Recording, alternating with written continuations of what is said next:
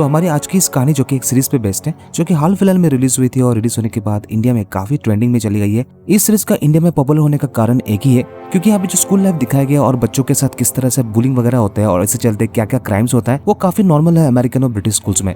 और पहली बार एक सीरीज में पूरे स्कूल लाइफ को दिखाया गया कि असल में क्या सब कुछ होता है, जो कि आज की सीरीज में आप जानने वाले हैं। तो अगर आप चैनल पर नए हैं तो आप चैनल को आप जरूर सब्सक्राइब करके आगे बढ़िएगा। चलिए बढ़ते हैं आज की इस कहानी की तरफ।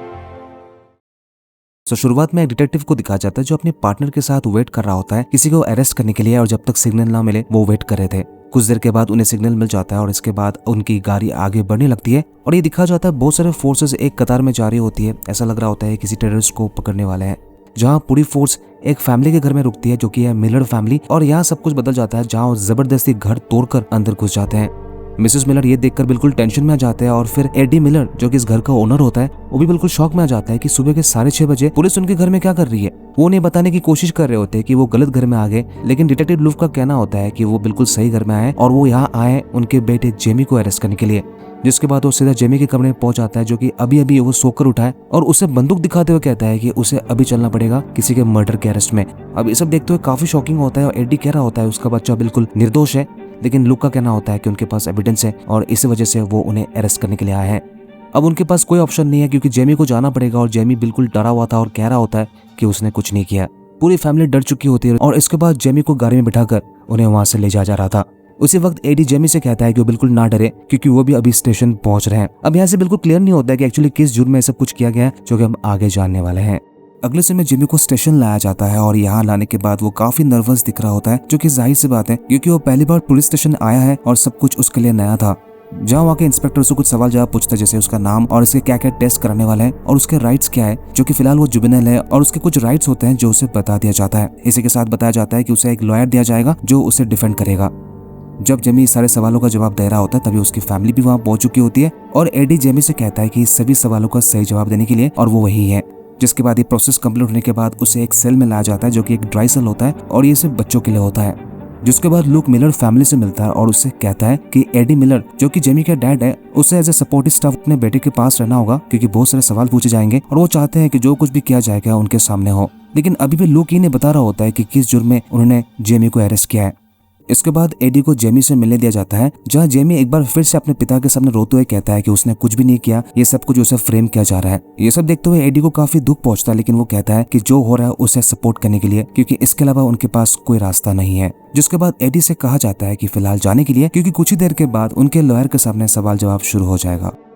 अब कहानी शिफ्ट होकर दिखाया जाता है जेमी के स्कूल में और यहाँ पे एक लड़की का फोटो दिखाया जाता है जिसे याद करने के लिए बहुत सारे फूल रखे हुए थे और पता चलता है इसी लड़की का मर्डर हुआ है। लड़की का नाम है केटी और लुक को लगता है कि केटी के मर्डर के पीछे जेमी का हाथ है। बेसिकली यहाँ पे लुक और उसका असिस्टेंट मिशा स्कूल में इसलिए आए थे क्योंकि उन्हें पता चला है कि मर्डर के लिए चाकू का इस्तेमाल किया गया है। शायद जेमी के दोस्तों को इसके बारे में पता हो तो उन्हें इस केस के लिए काफी फायदा हो सकता है।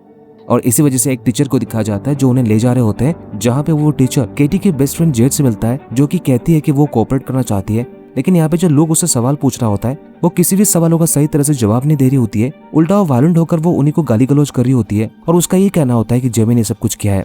लुक और मिशा को समझ में आ जाता है कि जेड से फिलहाल बात करना सही नहीं होगा क्योंकि वो पूरी तरह से शॉक में है। इसके बाद वही टीचर जेमी के क्लासरूम में उन्हें लेके जाता है और यहाँ लुक को उस घटना के बारे में बताने की जरूरत नहीं है क्योंकि पूरे स्कूल को पता चल चुका है कि जेमी ने केटी का मर्डर किया है। और यहाँ पे बच्चों से जब पूछा जाता है उन्हें कुछ फर्क ही नहीं पड़ता है, सब हंस रहे होते हैं, उल्टा लुक का मजाक बना रहे होते हैं और उल्टे सीधे बातें कर रहे होते हैं। अब ये सब देखते हुए लुक और मिशा को समझ में आ जाता है कि इन बच्चों से बात करके कोई फायदा नहीं। अब स्कूल के पीटी क्लास के लिए सभी स्टूडेंट्स लाइन पे खड़े हुए थे और यहाँ पे लुक यहाँ से जा रहा होता है क्योंकि उसे पता चल चुका है कि यहाँ पर रहकर उसका सिर्फ समय बर्बाद हो रहा है, इसके अलावा उसे कुछ नहीं मिलने वाला। लेकिन तभी जेड को दिखाया जाता है, पता नहीं उसे क्या हो जाता है, वो अचानक रायन नाम के लड़के के ऊपर हमला करता है और कहता है कि उसी ने उसके दोस्त को मारा है और बुरी तरह से उसको पीट रहा होता है। जिसके बाद ये सब हरकतें देखने के बाद वहाँ के टीचर्स जेड को और रायन को लेके जाते हैं मेडिकेशन के लिए। ये सब कुछ लुक दूर से देख रहा होता है और लुक को समझ में आ चुका होता है कि रायन ही है जो कि जेमी का दोस्त है और डेफिनेटली उससे कुछ ना कुछ क्लू मिल सकता है। जिसके बाद क्लास शुरू होने के बाद एक बार फिर से लुक क्लास में पहुंच जाता है और टीचर से कहता है कि वो रायन से बात करना चाहता है। रायन ये देखकर क्लास की खिड़की से बाहर निकल जाता है और वहां से दौड़ने लगता है। लुक रायन से कहता है कि रुक जाने के लिए, वो बस उससे बात करना चाहता है, इससे ज्यादा कुछ नहीं। लेकिन रायन रुकने का नाम ही नहीं ले रहा था और वो दौड़े जा रहा था। फाइनली लुक रायन को पकड़ लेता है और उसे थ्रेटन करता है कि अगर उसने सब सच नहीं बताया तो उसके साथ भी जेमी की जैसा हरकत किया जाएगा। अब ये सब देखते हुए रायन पूरी तरह से डर जाता है और कह देता है कि उसी ने जेमी को चाकू दिया था, लेकिन इसमें उसका कोई हाथ नहीं है। तभी मिशा पुलिस के साथ वहाँ पहुंच जाती है और रायन को भी स्टेशन लेके जाता है पूछताछ करने के लिए। अब ये पता चला है कि जेमी को एक नए जुवेनाइल फैसिलिटी सेंटर में रखा गया है और यहाँ पे एक साइकेट्रिस्ट आती है जिसका नाम है ब्रायोना, जो कि जेमी से सवाल जवाब करने वाली है अपने स्कूल लाइफ और पर्सनल लाइफ को लेकर, और इसी का एक रिपोर्ट बनाकर वो लुक को देने वाली है। एक कमरे में जेमी और ब्रायोनी के बीच बातचीत होने वाला है और ये कमरा पूरी तरह से लॉक रहेगा। जिसके बाद ब्रायोनी जेमी से सवाल करने लगती है और हर साइकेट्रिस्ट यही करती है कि पहले ऐसे कुछ सवाल पूछते हैं ताकि आपको अच्छा फील करा जा सके, और बिल्कुल ऐसा ही करती है, जिसका जवाब देते हुए जेमी खुश दिख रहा होता है और हंस रहा होता है, जो कि ब्रायोनी बिल्कुल सोच समझकर सवाल पूछ रही थी। लेकिन धीरे धीरे जब ब्रायोनी कुछ टफ सवाल पूछने लगते हैं तो उसी तरह से जेमी का बर्ताव बदलने लगता है, जहां उसे पता चलता है कि रायन यहाँ से छूट गया है और वो अभी तक बंद क्यों है। ब्रायोनी कहती है कि इसमें उसका कोई हाथ नहीं है, वो बस उससे बातचीत करना चाहती है ताकि वो उसको समझ सके, लेकिन जेमी को शायद ये पसंद नहीं था। ये सब देखते हुए ब्रायोनी काफी डर चुकी होती है और ब्रेक लेने के लिए वो कमरे से बाहर आ जाती है और वो सोच में पड़ जाती है। इसके बाद ब्रायोनी अपना सेकंड सेशन शुरू करती है। अब यहाँ पे जेमी बिल्कुल बदला सा दिख रहा होता है और पहले वो ब्रायोनी से माफी मांग रहा होता है क्योंकि उसने उसके ऊपर चिल्लाया। अब ब्रायोनी कुछ भी पर्सनल नहीं ले रही होती है और सीधा वो जेमी से सवाल पूछने लगती है, क्योंकि ये पता चला है कि वो इंस्टाग्राम में कई तरह के पॉर्न मॉडल्स को फॉलो करता था। यहाँ जेमी ये बता रहा होता है कि केटी उसे पसंद नहीं था, लेकिन जेमी को ऐसा लगता था कि वो केटी को अपना गर्लफ्रेंड बना सकता है, क्योंकि जेमी खुद बताता है एक इंसिडेंट के बारे में जो कि उसके स्कूल के कुछ फ्रेंड्स ने शेयर किया था, और वो था केटी का टॉपलेस फोटो। और इस फोटो का पूरे इंस्टाग्राम और स्नैपचैट में वायरल होने के बाद सभी स्कूल के दोस्त केटी को ट्रोल कर रहे थे, लेकिन जेमी को केटी के लिए सॉल्व करना था और उसे जाके पूछती है वो उसके साथ डेट पे जाने वाली है, जिसके जवाब में केटी कहती है कि वो इतने डेस्परेट नहीं है। और इसके बाद जेमी कहता है कि वो उसे बुली करने लगा था। अब ये सब कुछ जानने के बाद ब्रायोनी को कुछ समझ नहीं आ रहा होता है और इसके लिए अपने फाइल में कुछ स्क्रीनशॉट लेके आती है जहाँ पर इंस्टाग्राम में जेमी ने कमेंट किया था और केटी ने रिस्पॉन्स भी किया था। और यहाँ केटी एक टर्म का इस्तेमाल करता है जिसका नाम है इंसल, और इसी वर्ड की वजह से ये सीरीज काफी पॉपुलर हुआ है, और इस वर्ड का मतलब है नामर्द। मतलब आप ये इमेजिन कर सकते हैं कि एक 13 साल के लड़के को एक लड़की कह रही होती है नामर्द। क्या ही पता होगा इसके बारे में। Basically incel term western culture में काफी पॉपुलर है। अगर आप एंड्रयू टेट के वीडियोस को देखते हैं तो बेसिकली वो भी यही प्रमोट करता है। उसी से इंस्पायर होकर स्कूल में ये सब चल रहा है, जो बेसिकली एक लड़की लड़का को इंसल यूज करेगा, और इसी वजह से लड़का फ्रस्ट्रेट हो जाता है क्योंकि उसे लगता है कि उसे पसंद करने वाला कोई नहीं है, और इसी फ्रस्ट्रेशन की वजह से कई तरह के जुर्म होते हैं जो कि इस वक्त जेमी को महसूस हो रहा होता है। लेकिन जेमी अभी भी ये कह रहा होता है कि उसने केटी का मर्डर नहीं किया है। जिसके बाद ब्रायोनी कुछ घुमा फिरा के सवाल पूछने लगती है और इस बार जेमी फंस चुका होता है। जेमी फाइनली कह देता है कि एक रात वो केटी से मिला था और यहाँ मिलने के बाद भी वो उसे बुली कर रहा होता है और वही टर्म पब्लिक स्पेस में यूज कर रहा होता है। जेमी कहता है कि उसके पास चाकू था लेकिन उसने ऐसा कुछ नहीं किया, अगर कोई दूसरा होता तो उसे जरूर सबक सिखा था। जिसके बाद वो केटी को गालियां दे रहा होता है और यह फ्रस्ट्रेशन बिल्कुल समझ में आ रहा था। ब्रायोनी कहती है कि उसका सेशन अभी यही खत्म होता है, अब आगे जो कुछ भी होगा उसे एक्सेप्ट कर लेना है, और वो अब यहाँ से जा रही है। अब ये सब समझकर जेमी काफी फ्रस्ट्रेट हो जाता है और ब्रायोनी से कहता है क्या वो उसे पसंद है।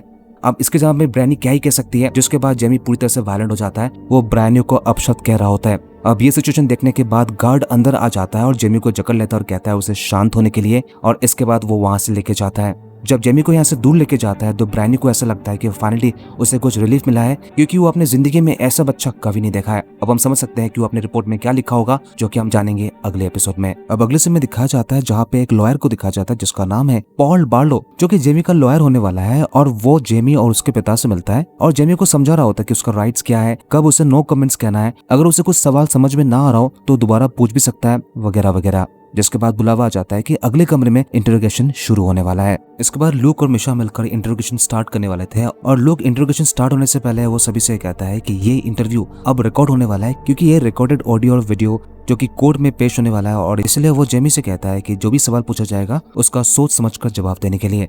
जिसके बाद वो रिकॉर्डिंग स्टार्ट करता है और लूक अपना सवाल पूछने लगता है, जहाँ पे वही स्क्रीनशॉट्स दिखाता है जो कि ब्रायनो ने दिखाया था। जेमी कह रहा होता है कि नो कमेंट्स। अब कई सवाल लूक के द्वारा पूछने के बाद जब जेमी नो कमेंट्स कह रहा होता है, लूक उसे समझाता है कि इस तरह से नो कमेंट्स कहने से उसके केस के लिए अच्छा नहीं होगा। जिसके बाद मिशा जेमी से केटी के बारे में पूछ रही होती है और इसके जवाब में जेमी घुमा फिरा के जवाब दे रहा होता है, कोई भी क्लियर जवाब नहीं दे रहा था। लोग ये सब देखते हुए कहता है कि अगर वो जवाब नहीं देना चाहता है कोई बात नहीं, उनके पास सारा सबूत हाथ लग चुका है।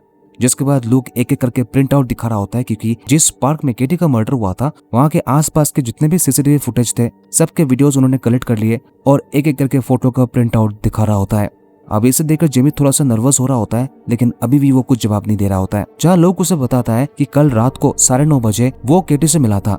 लेकिन इसके बाद लुक एक के बाद एक सही फोटोज को दिखाता है जहाँ पे पता चल चुका होता है कि जेमी केटी का पीछा कर रहा था। जब ये सब दिखाने के बाद भी जेमी कुछ एक्सेप्ट नहीं करता है, तब लुक अपना फाइनल एविडेंस शेयर करता है जो कि वीडियो फॉर्मेट में था।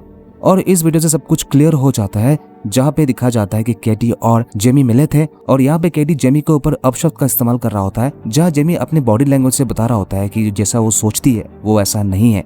लेकिन जैसे केटी जेमी को वही शब्द इस्तेमाल करने के बाद वहां से जारी होती है, यहाँ पे दिखा जाता है कि जेमी वायलेंट हो जाता है और केटी पर अटैक कर देता है। लोग कहता है कि ये उसका फाइनल एविडेंस है और उसके लिए काफी है। इसके बाद ये सेशन खत्म हो जाता है और फिर एडी और जेमी साथ में थे, जहाँ ये देखकर ये समझ में आ रहा था कि एडी के ऊपर क्या बीत रहा होता है और वो रो रहा होता है। जेमी अपने पिता से बात करना चाह रहा होता है, जिसके जवाब में एडी कहता है कि उसने सब कुछ क्या कर दिया, शायद उसे पता नहीं कि वो किस तरह के मुसीबत में फंस चुका है, लेकिन इस सब के बावजूद वो अपने बेटे को गले लगा लेता है। अब कहानी 13 महीने के बाद दिखा जाता है और पता चलता है कि जेमी अभी भी वापस नहीं आया और उन्हें कोई आइडिया नहीं है कि पुलिस वाला जेमी को कब तक रखने वाले हैं। लेकिन तभी भी पूरा फैमिली इस दुख से उबरने की कोशिश कर रहे थे। पता चलता है कि आज एडी का 50th बर्थडे है और इसलिए पूरा फैमिली डिसाइड करते हैं कि इस मौके में वो बाहर पिक्चर देखने जाएंगे और खाना भी बाहर ही खाएंगे। लेकिन तभी जेमी की बहन लिजा वहां पहुंच जाती है और अपने मम्मी पापा से कहती है कि उनकी गाड़ी में कुछ लिखा गया है, जिससे एडी को कुछ समझ में नहीं आता। और इसके बाद पूरा फैमिली जब बाहर जाके देखते हैं तो उनकी गाड़ी में कुछ लिखा होता है और ये शब्द है नॉन्स। ये एक ब्रिटिश स्लैंग होता है, इसका मतलब होता है ऑफेंडर। ये देखकर एडी को काफी गुस्सा होता है, लेकिन वो समझ सकता है कि ये सब कुछ क्यों लिखा गया है, क्योंकि पूरे इलाके में जेमी फेमस हो चुका है कि वो एक मर्डरर है। और जब किसी इलाके में इस तरह की चीजों का पता चलता है तो लोग किस तरह से मजाक बनाते हैं, वही ये दिखाया गया है। लेकिन इतना कुछ होने के बावजूद वो सब कुछ भुलाने की कोशिश कर रहे थे और जो आज के लिए वो प्लान बनाया था उसी को फॉलो करने वाले थे। लेकिन उसके बाद जेमी की बहन लिजा कहती है कि आज बिल्कुल मन नहीं है और वो बाहर नहीं जाना चाहती है। और फिर दिखा जाता है कि एडी जेमी के कमरे में जाता है, जहाँ वो जेमी को काफी मिस कर रहा होता है और ये सब कुछ सोचकर वो रो रहा होता है। वो जेमी का टेडी को किस करता है और उसके बाद वो वहां से चला जाता है। और ये दिखाते हुए इस सीरीज की पूरी कहानी यही खत्म होती है।